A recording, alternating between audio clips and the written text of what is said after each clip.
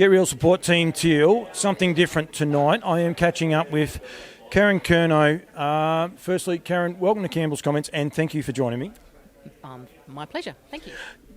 You're not actually sure what you're in for, are you? No, I'm not. I have no idea what you're going to ask me. We're here at Lord's Raceway, Bendigo, and it is Lynn McPherson Memorial Night, and I suppose everyone by now is very, very aware of the teal drive, if you like, teal pants. There's a lot of drivers out there in the teal colours. And we know it's to raise awareness and raise money for ovarian cancer. The reason I'm interviewing you is you've actually been here tonight, Bendigo, and telling your story. And your story is a first-hand one, and you are actually a survivor, albeit just very, very newly, a survivor of ovarian cancer.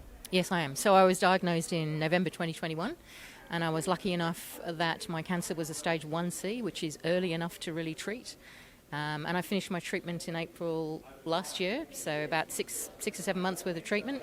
Chemotherapy, radiotherapy, surgery, you name it. But based on the treatment, they consider me cancer-free at this stage. And that's what we want. We want more people getting diagnosed earlier and treated earlier.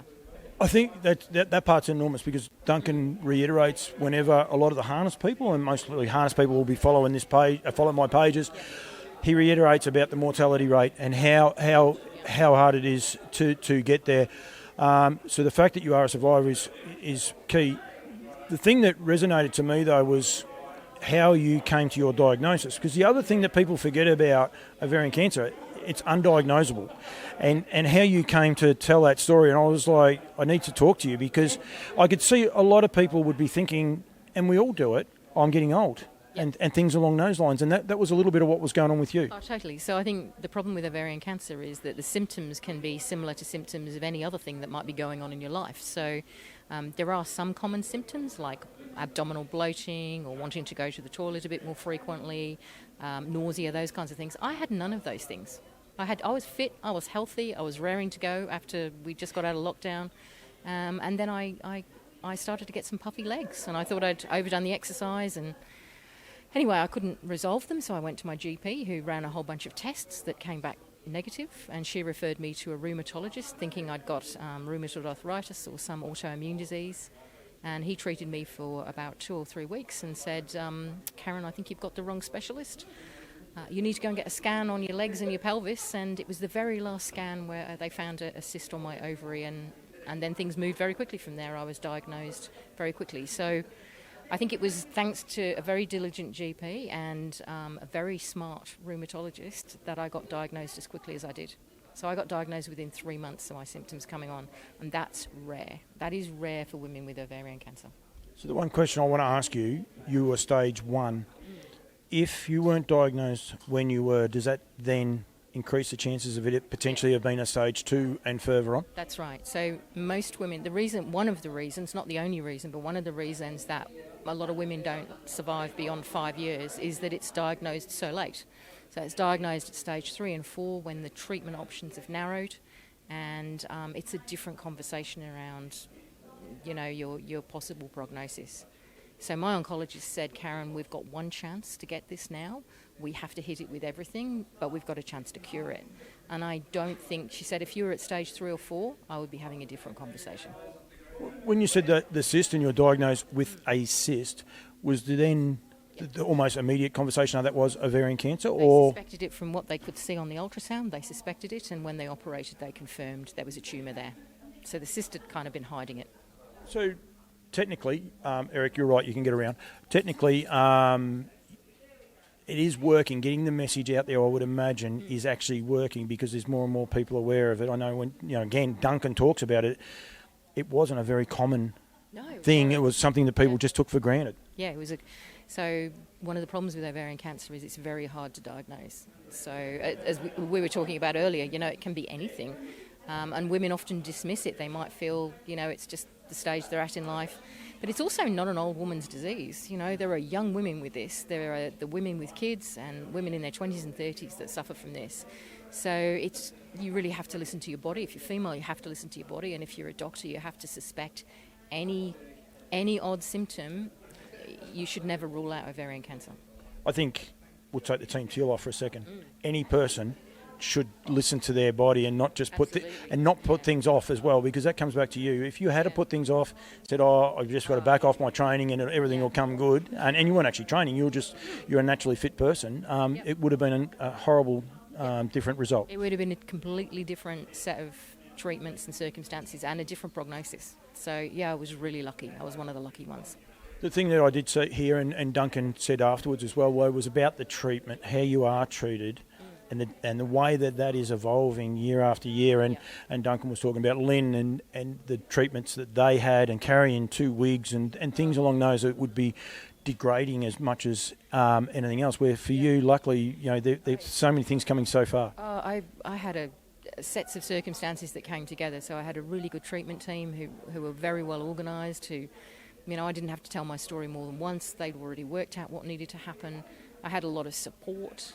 I talk to a teal nurse now who phones me every month, every couple of months, to see how I am and to talk through anything that might be happening for me. So there's a lot of support now around me that probably wasn't there for Duncan's wife when she was diagnosed. So things have moved forward. So it's just proof that the money that we're raising around this is making a difference. Things are changing. Things are changing in educating the doctors and nurses of the future, but also they're changing in terms of the treatments. So, I liken my treatment to a medical sledgehammer, and it kind of was. It was like a lot of chemotherapy and radiology on top and surgery. It was like, whacking a nut with a massive hammer. But that's the best. My oncologist basically said to me, Karen, we're gonna not leave anything off the table. Sorry, not leave anything on the table. We're just going to hit it. But I think in the future, where they want to go with this is just get more targeted. So, make it more specific to each person. Get the same result as you've got, but without the middle stages. Yeah, exactly. You said in April, and you're a survivor from April, now cancer-free, not a survivor, you're cancer-free, which I think that's a much nicer terminology, I think, as well. You said there in your talk you were never talking or presenting was not something that was necessarily on your radar. Not at that time. It was too. I was busy not focusing on the cancer. So my way of dealing with it is to not look at the problem. It's to look at other things, because I knew I was going through the treatment. I didn't need to be focused on that any more than I was. So I was focusing on how I was going to clean up my life, how I was going to change a few things, what I was focusing on for the future. And I didn't really want to look too hard at the cancer. And it's only now that I'm through it that I think, okay, this is also an opportunity to speak and to raise some money where I can, to share my experience, to help other doctors and nurses and anyone else that it might benefit. And that's the thing I can do now. You say about raising money, and a lot of it is about raising money because we need the money to get the research and everything else. But the strongest thing you've done here tonight is you actually raise awareness. I mean, Duncan comes to a lot of these and he talks and that.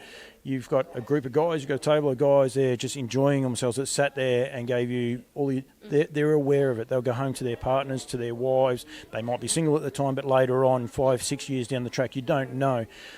We have to make the awareness part a high priority, don't we? We do, and I think particularly because there's no screening test. There's no routine test we can all go and do once a year to go and find out whether we're, free of ovarian cancer. It's one of those things that gets picked up when it gets picked up, and usually too late. So the awareness is really important. Any unusual symptom, go get it checked out, and don't be fobbed off if you're not happy with the answer. Karen, thank you, because there are so many young lady drivers out there tonight wearing pants. I think there's about 6 in this race coming up now.